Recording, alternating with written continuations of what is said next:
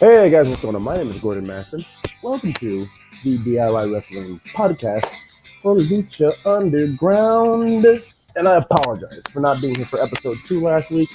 Had a lot going on during the weekend and the following day that preceded, because I did think about doing this for episode 2 then, but we're just gonna, go past that. I'm sorry I couldn't be here for that, but from here on out, that's the plan is. We're here for this.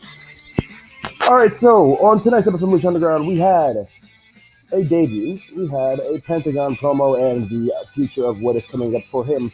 We also had a three-way Great Consequences. I forgot the name they used for it, but we had one of those, including Phoenix, Jeremiah Crane, and Little Muertes. And then we had an amazing cinematic at the end. But even before then, we had a cinematic at the start. And we are now using, I don't even want to say voodoo is the right word for this, but we're now using, this is voodoo dolls in a sense to dictate other human beings. So we're going to some places here, people. Lucha Underground is taking some weird turns. We're doing some crazy stuff. We're killing people. Crazy as you can say we're killing people. This is the Lucha Underground we all know and love, because from what I've seen about the second episode, people were starting to figure like, oh, Lucha peaked last season. Oh, they don't have their wheels under them. Maybe it's all starting to come down on them. Maybe losing certain people has, it's going to hurt them, aka Puma. But it hasn't, and it didn't. So I don't really have much negative to say. This episode was the best out of the 3 thus far, and I couldn't be happier, right? Okay. So we're going to jump into this review, and we're going to start with what the opening cinematic was, which was Jack Evans, PJ Black, and Ricky Mundo all in one room. Now, these guys basically start by saying, oh, hey, I went and found this house of dolls on like Doll Island or something. It's not Doll Island. It was some kind of island in Mexico. And then PJ and Ricky just give Jack this look like, you distorted motherfucker. What is wrong with you? At this point, I feel like PJ's focus is not PJ's focus. Like Ricky's focus is being lost. And the reason I say that is because Ricky Mundo, he tried eliminating Johnny in Aztec Warfare. In Aztec Warfare, he couldn't focus straight because he was sitting and looking at the doll the entire time. And now he's focused on Doll Island, or whatever this island in Mexico is called, with the haunted dolls. Right? So Johnny basically comes in and says, guys, the reptile tribe has, they've said they want war with White Underground. Jack, you're first. Go take one from them. He's like, nah, man, I'm scared of reptiles. So then PJ, Jack, and Ricky go into this thing about, oh, you're the dragon slayer, man. Come on. He's like, yeah, I slay dragons, not snakes. He's like, he's talking about like, oh, you get all these perks, like, oh, you get honor and you get victory for slaying a dragon. Snakes are just gross. No. He's like, I think he's like, not an orthodontist opponent. Like, I got like a cleansing or something to go to. Basically, like, I'd rather not. You guys are on that one. See you later.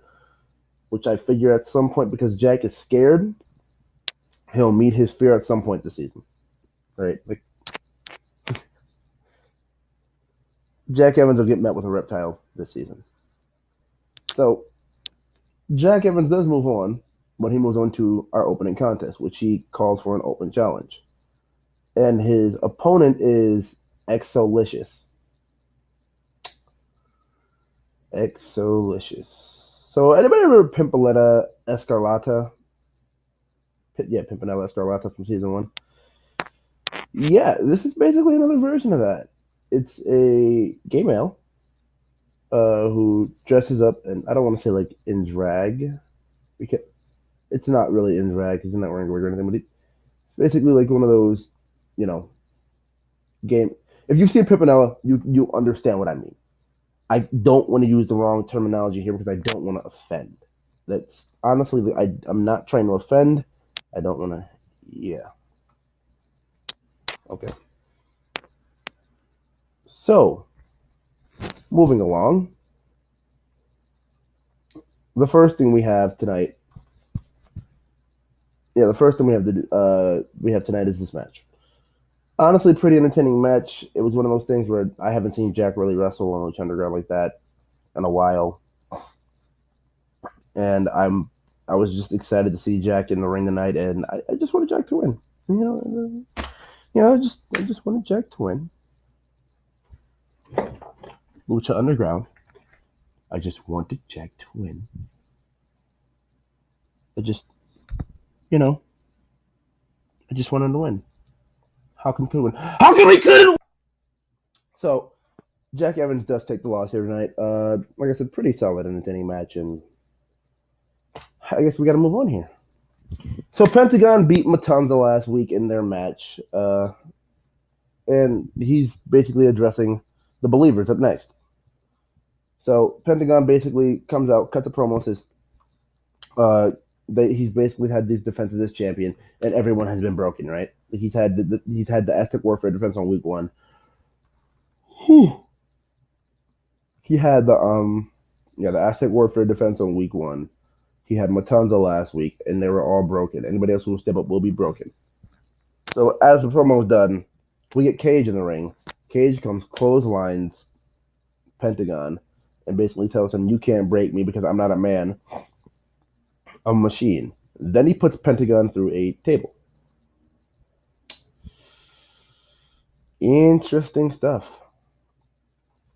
So, up next, we get a cinematic between Melissa Santos and Phoenix leading into the main event. This is her basically saying, "You could basically die tonight. I don't want you to go. Please don't do this match." And then Phoenix was extremely confident. He was confident, like, "Come on, I've done this before, and I've won. I prevailed." And I'm glad that Phoenix is speaking English now because I do read the subtitles. It's just that I'm visually impaired. I'm blind, guys, in one eye, and I have to look really close to find what I'm looking for sometimes. So, it's not the best for me to, read sometimes. Because sometimes it goes too fast for me. Sometimes it doesn't. With Pentagon tonight, I was pretty okay. But I'm just glad I didn't have to go through it with Phoenix. So, in this case,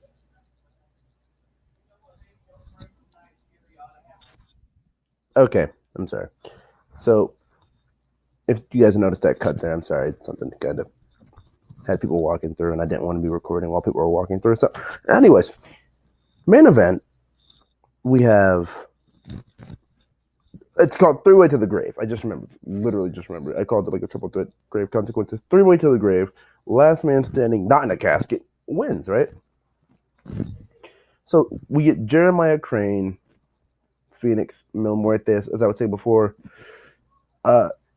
Phoenix is basically being told he should second guess this decision to do this. Like, he's like, "No, I know what I'm doing. I've got this." He was confident he'd win because he's won before. And honestly, Lucha Underground, if you know Lucha Underground and you created something that if you have an untold story that's not completely finished in Lucha Underground, your story will definitely come full circle at some point. For Phoenix, that happened, I guess, narratively later. We'll get there. But I'm so glad commentary happened to mention at some point in this match. And storytelling on Striker and Vampiro's end in this match was so well done. So well done. So they happened to mention that the last time, they happened to mention Ultima Lucha with the whole hammer incident and Evil Lisa's ankle and, Jeremiah basically helping Katrina and all that crap. So when Phoenix was about, I believe it was Phoenix that was about to get eliminated. And then Evil Lisa comes out, smacks Jeremiah in the ankle, gives her the finger at one point, right? And then gets smacked in the hand gets smacked over I believe it was over the head with the hammer, and the hammer broke.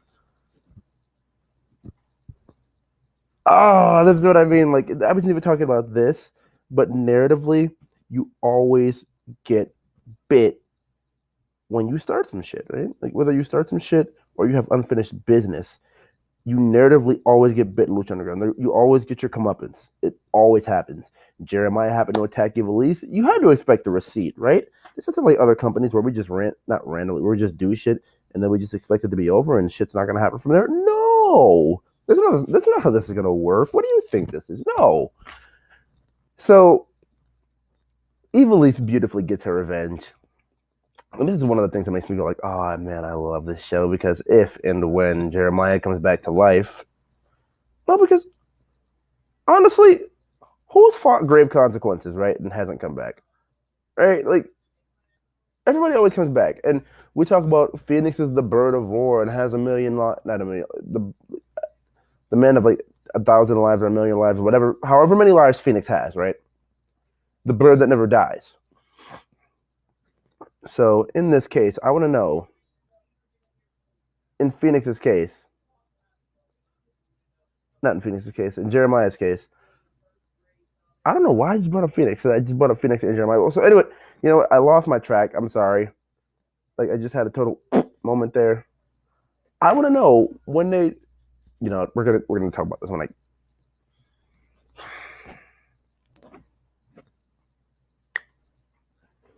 Hi everybody, my name is Gordon Mass, and I totally have never done YouTube before, and I just got completely stumbled. Okay, let's redo this. Jeremiah's in the casket. He's gone. Phoenix and Mill, back to where we started. First grave consequences. And now, at this point, Mill has basically fairly beaten Phoenix. He's in the casket. The casket closes. Now, I wonder at this point. I believe it was back in season 2 before the second. What was it? Before the second. Not grave consequence. It was the second Aztec Warfare, where Katrina was saying, Phoenix brings her life. Now, if Phoenix brings her life, why was she, as Stryker said, lusting over the casket when Phoenix died? But yet her true love is Phoenix. Like, Mill tried to grab her to get her in the ring. She pushed him off and was just lusting over the fact that Phoenix was dead. Is it possible that, and I know it just seems completely unlikely, but is it possible that something happens where Katrina's, she feels sorry that Phoenix is dead? She misses Phoenix and she brings him back to life. Is that possible? I don't know. I couldn't really say it is, but maybe Mill. I don't know, because it seemed like maybe Mill.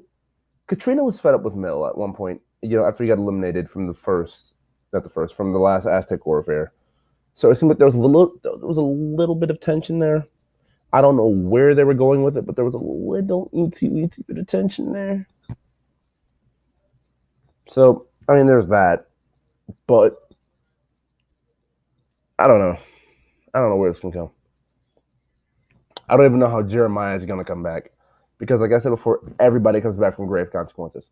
Everybody. Cuerno came back. Mills come back. Mills came back. Was it Mill in the casket? Yeah, Mill was in the casket twice. Because, Mill was in the casket twice. Once because of Phoenix, once because of Matanza. And then Cuerno came and claimed Mill as his trophy. Katrina unmounted Mill from Cuerno's wall and basically brought him back to life. How was Jeremiah coming back to life? How was Phoenix coming back to life? I'd assume the only way they could come back to life is Katrina, right? Because no one else, unless it's Vampiro, knows the dark arts. But I don't see Vampiro in any way, shape, or form messing with... I feel like it has to be Vampiro. It has to be Antonio Cueto. Totally just remembered his name on the spot when I was like trying to think about it. Antonio Cueto, Katrina, or Vampiro. It has to be one of those three. Otherwise, I can't see anything, right? I just can't. But I hope you guys, like, you know, leave some kind of comment telling me how you want if to have both of them come back to life. Because I figured Lucha Underground is not so one-track minded on how they would do something like that. But hey, that's just me. Okay, so we move on. You think that'd be it? Nah, we get a cinematic this week, right? So the cinematic is Antonio Cueto. Yeah, Antonio Cueto and Matanza. And he's like, my son, what do you call it? You didn't fail me, I failed you. When I gave you to the gods, I kept this key and basically said, can you keep what's left of my son in this key? And Dario wore this key close to his heart because he loved you. That to me is a sign of weakness. That right there showed weakness on his end. And I'm not my son because Dario ended up dead and I'm not weak. We will not show weakness. So he's like, he basically asked the gods. He threw the key to the corpse that inhabited the god within Matanza and then asked him to destroy the key, destroy what was left of his son. He apologized and said, I'm sorry, my son, and just destroyed the key. So I guess I don't want to say this is Lucha Underground getting a little overprotective of Matanza because I remember we all remember how big of a deal they made Matanza when he came in. Week after week, title defense after title defense after title defense, and he was just unstoppable. He's taken a couple losses, one to Ray, one to Pentagon, guys that he's beaten before, who have beaten him. And even though with, in Aztec Warfare, when he took the pin from Ray in Aztec Warfare 3, you could still say Rey Mysterio still pinned him, still beat him. They hit him with a bunch of finishers, yes, but Ray still got a 1-2-3 on Matanza. So it makes me wonder where this is going. Not where this is going. I know where this is going to go because this is their way of basically saying, hey, we powered Matanza up. This is going to be a different Matanza. Matanza's basically going to be about as unstoppable as he was before. So look out. Matanza was I don't want to say half God, but if we're going to put it on percentages, Matanza was 75% God, right? That 25% that was left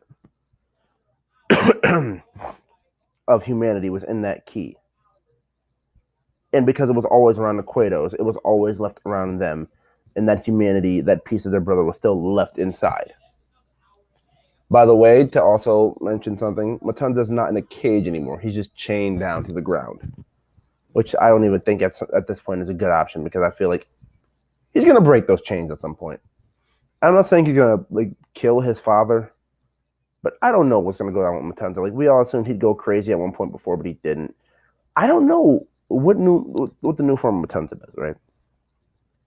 We can only speculate, we can only guess, but we can only take it so far because at some point it's just going to get redundant and okay, let's just wait and see, right? And that's what Lucha Underground is. Wait and see where certain stories go, which keeps you intrigued every single week to tune in. People need to take advantage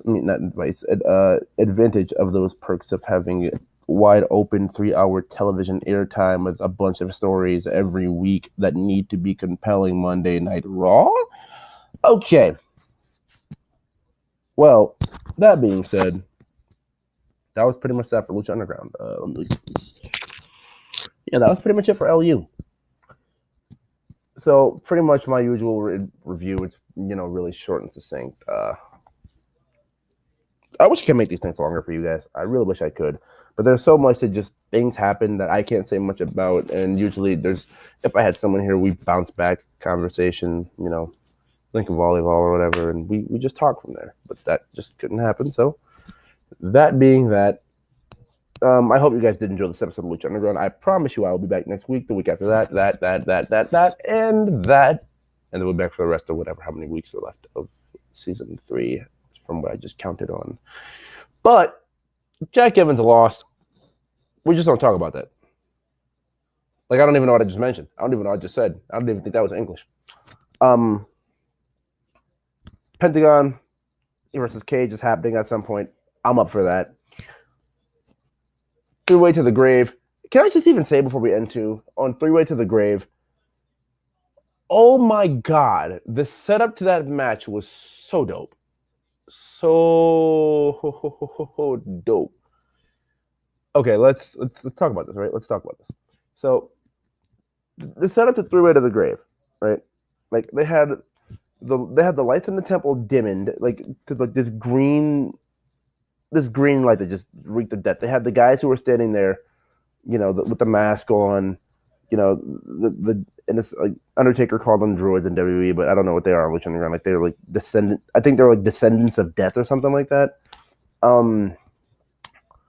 You had just this eerie, amazing background music, right? And then you have Melissa doing the introductions, and then Matt Striker just says like, "I love how beauty illuminates death" or something like that. It just the feel to it. It just had the I can't find another word than perfect. It just had a perfect feel to it. The setup had a perfect feel to the match. But that's all I wanted to say. So I hope you guys did enjoy this episode of Lucha Underground in the Lucha Underground review, DIY Wrestling Podcast. Thank you guys for watching. I do very much appreciate it. Remember to leave a like on this video. Remember to subscribe. Remember to comment. Remember to do all that good stuff. And I will be back. Yeah. I will be back next week for Lucha Underground. See you!